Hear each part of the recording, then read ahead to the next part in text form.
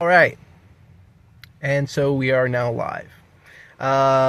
Again, my name is Micah. Hi. So this is going to be the first, I guess, history video that I will be doing. And I have none of my notes with me because I didn't plan to be doing it today, but I thought, why not? So now I'm doing it. So there'll be another version of this video that will come out later on. But for right now, this will be it.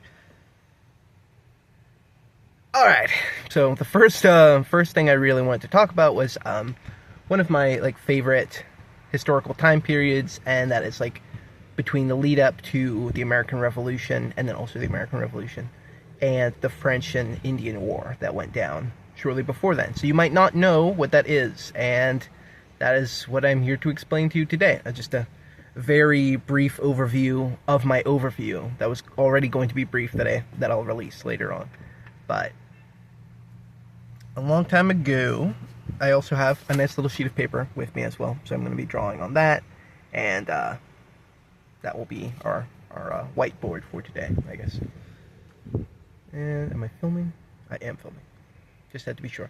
Okay, so the French and Indian War was a war that went down before the American Revolution, back when the U.S. Let me go ahead and start drawing now. Let me draw now.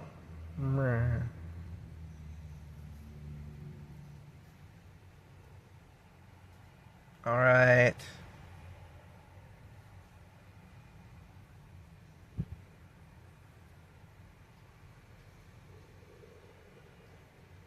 And this is, for, I guess, early reference, going to be a terrible map of what what I'm talking about. I can draw much better than this, I promise. So here we have, let me see if I can show it. Yeah! Alright, so here we have the U.S., and we have Florida right here. Special Florida. And then over here we have Europe. We got Spain, we got France, Denmark up in there. We have England as well, and also Italy. A very bad drawing of Italy. And also the Scandinavian countries. And again, I can draw much better than this, I promise. But this is just all I've got right now. So that's our map, I guess, for right now, and then I'll draw another map in just a bit. So, long story short, Europe, there were a lot more countries in Europe than there are right now, sort of. But they were at war. So the war was called the 7 Years' War. And so they were fighting. I don't at the present moment remember exactly what they were fighting over, but they were fighting. And, yeah, it was going, I guess, all right, I suppose. But long story short is before the battles began, different European countries had begun to colonize what is now the U.S. So we have the 13 colonies. I'll just draw a little map thing here real quick. And then Florida. Okay, and bear with me.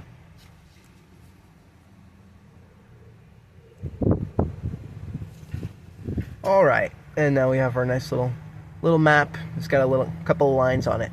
So these lines represent the three, I guess, major powers of the time that were in the Americas. So Canada is up here.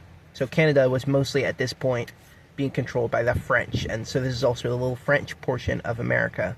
And they came through Canada with John Cabot and a couple of, not John Cabot, I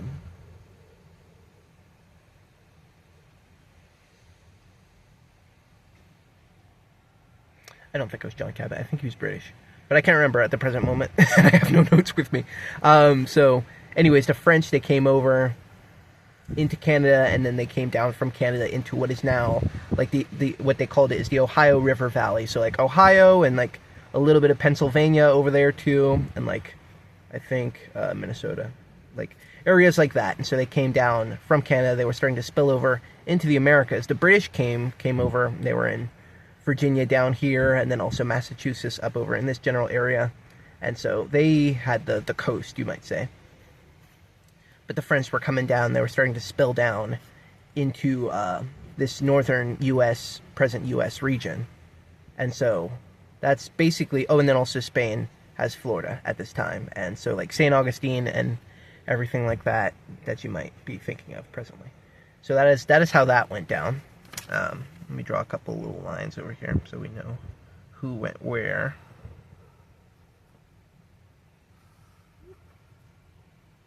And a line for Spain and Florida.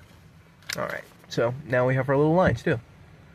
Okay, and so at this period of time, this is like the middle of the 1700s, so like before the American Revolution starts, and that starts like at the end of the 1700s, the 1770s is when, around that time, when it starts. So this is like during like the mid 1700s, I believe, like 1750. Again, when I make my better video with my actual notes, I'll have actual like timestamps for you guys. But more or less, that's what's going on. And so as the war, the 7 Years' War that I was telling you about, as that's going on over here in Europe, it's starting to spill over into these U.S. colonies, is what I'll call them, I guess, until I forget to call them that. But so the war is spilling over into these colonies, and so that's what's directly leading up into the French and Indian War. Because at this point, like, there are native tribes that are here in the U.S., but interestingly enough, like, I think the I don't know. I think the Spanish were, I think they were worse to the native tribes than the English were, I think, simply judging on what they did to, like, South America. But, so, that's essentially going on, but the Spanish aren't really relevant to this story, because it's the French and Indian War, and that's what it was called by the Americans, and then the English just called it an extension of, like, the 7 Years' War. So, the French, like, the whole way they set up their whole New World colonies and everything, like, mostly what they were doing was, like, trapping. So they'd be, like, catching animals and, like, skinning them and taking their hides and whatever back to Europe to sell as, like, fine goods and everything. So that was, like, mostly what they were doing. And so they've come through, like, Canada and everything and come into, like, the central, or the westernmost edge of the eastern United States. Eastern seaboard, I guess, whatever you'd call it. So that's what they're doing for most of this time. And so they've been relatively working pretty closely in tandem with the native tribes, because they need like their expertise on, like, the different, like, paths and areas, like where the animals will be, like different things like that. And so they're basically pretty, like, buddy, or as close as that would be in, like, actual realistic political senses. So that's the I guess the connection between the French and the native tribes. Meanwhile, the English, when they came over, they, like, the English, so I think it's mostly, like, a lot of it has to do with, like, what the purpose of the whole colonization structure was, which is why, like, I guess the Spanish might have been, like, probably one of the worst. I don't know what just happened to the lighting. But, like, the Spanish, they came to the New World specifically to, like, extract resources. Like, they were looking for gold, and, like, they were, like, the richest empire in the world for a while, and that was, like, mainly because of the gold that they were finding in the New World. So they're, like, their main goal was to extract resources. So that's not something that you need a good relationship with the native people for. And then, like, the British came in primarily to, like, essentially live here on the eastern seaboard. So, like, 13 colonies. That's what this is also, by the way, if you didn't know and I didn't say, that'd be on me. But this is, like, the 13 colonies. It's got Georgia right here above Florida, South Carolina. Well, I think the Carolinas were one thing at that time. But anyways, we got the 13 colonies here, or whatever the mid-1700s iteration of the 13 colonies was, and that's what they're chilling over here doing. They're essentially living here. So, like, the British brought people over, they brought settlers and things over, and then also, like, it started off a little bit more the independence aspect of it. It's like the 13 colonies here that become the U.S., they started off as people trying to leave England, and then they came over here. Well, more or less. But essentially, so America is sort of its own, like, faction in this war, more or less, and then the British are just simply working as the support force and, like, the overarching overlord, I guess you could say. But so they don't have as good of a relationship with the native tribes because, again, they're trying to like establish this as a place that they live as well. So like there are still like native tribes in this general area, but like a lot of them have gone further out into the west. So that's, I guess, the background of what's really going on here. And then as the French are coming down, they're trying to establish like more and more strongholds in this area to keep the British from pressing forward into the wilderness. And the British are starting to realize that the French are doing that. And then at the outbreak of the 7 Years' War, that becomes a problem because now essentially they could get like jumped from out here in the wilderness by the French. So now it's time for our second map. And our second map is going to be a little bit better, but it's still going to be a little weird. But our second map we have today is this. And this might not look like anything at the present moment, but this is a river, and this is also a river, and this is also a river. So this North River, I believe, is the Allegheny. And again, also, my spelling is going to be off, too, because I don't have my notes. But, yeah, so forgive that. The Ohio River and the... Yeah, so we've got, like, I think it's called the Monongahela River here. The Allegheny River coming down from the north, and then we have the Ohio River heading out west. So the Ohio River, goodness, the Ohio River goes out west and connects to the Mississippi River, which essentially connects down. So it's like this. So this little area is like, hang on, yeah. So what we're looking at is right here. This little star, this little river section is here at this star, and so the rivers that are over here, they connect down and go down to Louisiana, which is here. I'm not 100% sure at the present moment if this whole like Louisiana territory area is still under Spanish control. I believe it was at one point. It eventually ended up passing hands to the French before eventually passing hands to what becomes the United States further on in the story in like the 1800s. But so essentially those rivers are right here that connect into like the rivers that are feeding down into what becomes the Mississippi as it goes down to Louisiana and then into the Gulf of Mexico. So essentially this is like a really, what I've got, this drawing here, this is like a really, really, really good piece of living space. And hang on, a car is driving. I'm in a parking lot also, and a car just pulled up directly in front of me really slowly. But they're parking now, so that's good. I'm not about to get jumped or anything. So this little area right here is what we now know as Pittsburgh. So the city of Pittsburgh is right here. This is Pittsburgh. It goes further out in present day and like all over here. But at the present time, goodness, I said present twice. At this time that we're talking about in like the mid 1700s, there is a little, let me terribly draw on fort thing. There's a little fort that's right there. It's like right on the edge of these three rivers, right at the mouth of all three. And this fort is called Fort Duquesne. And it's a French fort because the French, again, have come down from Canada and are all in this area. So the French are right here at Fort Duquesne. And right here, from this fort, they control this whole stretch of area around all three rivers. And so they're able to control like the flow of trade and like the trapping and everything, and also have like a nice little spot that they could use as a jumping off point into English America if they wanted to invade or fight there. And so it could just be like a thorn in the side.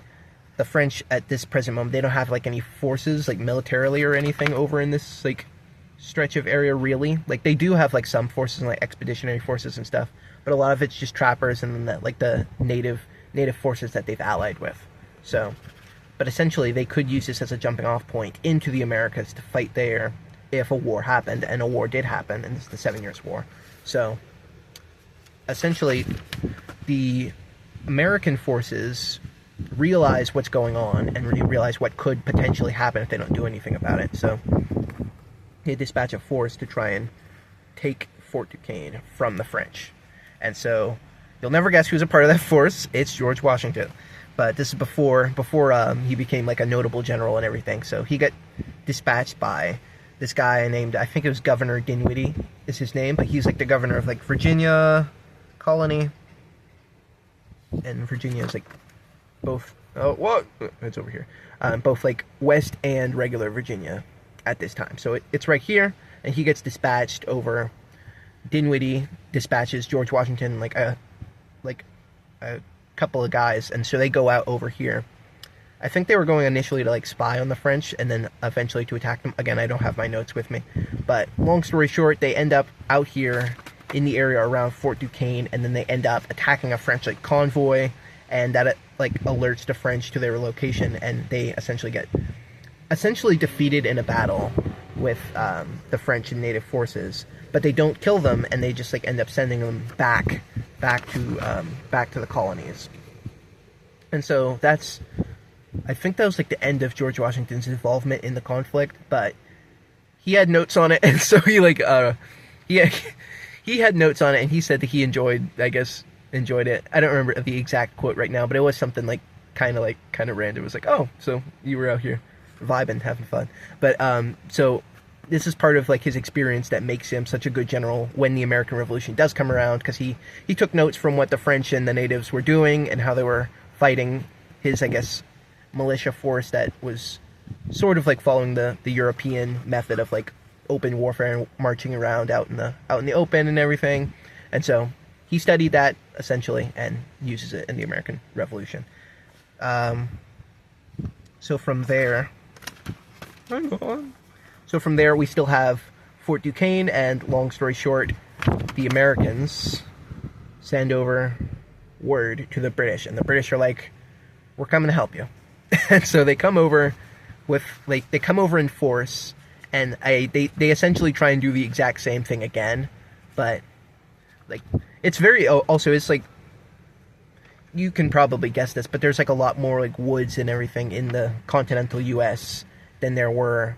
Oh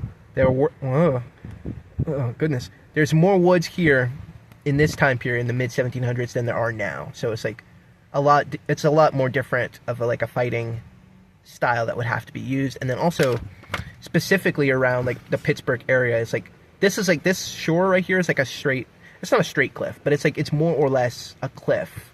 On the, what is that? The north side, it's sort of like a cliff. South side, I know, is definitely a cliff. I've been to Pittsburgh. I enjoyed it. It was so much fun. I hope to go back. But it's just like more or less a cliff. Like they have like little like train cabin things that they use to get up and down the surface now. But they used them more so in like the 1900s and like the late 1800s. But they still have a couple of them that go up the side of this south side cliff. And they're pretty fun to ride on. So if you're ever in the Pittsburgh area, seek those out. Yeah, but it's really, really rocky in this general area at this time, and then there's also a bunch of woods. So there's like the only way to like, and since the French have control like the water, you can't really attack the fort by water. So the only way is to like come around, I guess, through like this area, and this area even still has a bunch of hills. But it's just really hard to attack, which is why it's got like natural defenses, and then the fact that the French have a fort there is just another benefit to their plans there. So long story short, after a long war, and a bunch of other things happened in the French and Indian War, and also the 7 Years' War. But by the end of it, the British have control over basically this entire area. So it doesn't become like any of the colonies, and like I think the British had control of like Canada after this as well. Again, I don't have my notes with me, but yeah. So by the end of our little war here, Fort Duquesne is destroyed. And it's destroyed by the French, actually, because they had to destroy it so the British didn't use it when they were coming to, I guess, take over. But on top of that area, the British put a fort. Again, really, really poorly drawn fort. I can draw better than this, again, I promise. But this is Fort Pitt, is what they named it, after a guy named William Pitt, who was essentially in charge of running the French and Indian War from the British side. And so I think he became like the prime minister after everything he did in the war. So they call this Fort Pitt, and this area and this fort as well eventually become Pittsburgh. And so Fort Duquesne no longer exists, but there is like a little corner of the wall from Fort Pitt that still exists. And they have a museum there that I got to visit when I went to Pittsburgh. But again, this is just like one of my favorite time periods of history, and so I just love learning about it. And then also Pittsburgh is a really cool city. So after that war and everything, the French and Indian War, and British controlled Canada and everything, but the British, since they won the war, and since it took a lot of like money to win the war, so now the British are broke, more or less. So they have to tax the American colonies and other colonies around the world more so in order to get that money back, and that bleeds directly into the American Revolution, because the Americans weren't going to have those taxes. And also they've essentially fought off the French more or less by themselves for a really long time in the French and Indian War before the British were able to get forces over to help out. So they've just been becoming more and more independent as time has gone on, and I'm about at like 20 minutes here. So I'm going to end the video, and next one will be better because I'll have my notes. But thanks for listening.